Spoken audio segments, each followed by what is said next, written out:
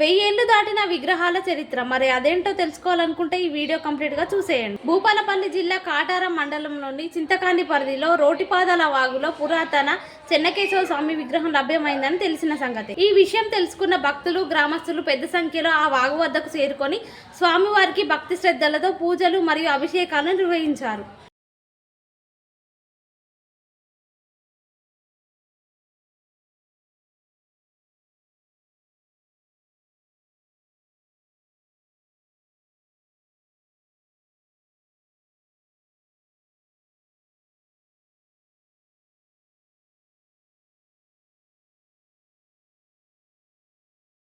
అయితే ఈ విగ్రహం 1000 ఏళ్ల కిందటిది కాగా పాలిష్ అనంతరం ఈ విగ్రహం మెరిసిపోతుంది. ప్రస్తుతం సోషల్ మీడియాలో ఈ వీడియో వైరల్ అవుతుంది. మరి దీనిపై మీ అభిప్రాయం ఏంటో కామెంట్ బాక్స్ లో తెలియజేయండి. ఇలాంటి ఇంట్రెస్టింగ్ విషయాలు ఇంకా మీరు తెలుసుకోవాలనుకుంటే నా ఛానల్ లైక్ చేయండి, షేర్ చేయండి, సబ్స్క్రైబ్ చేయండి.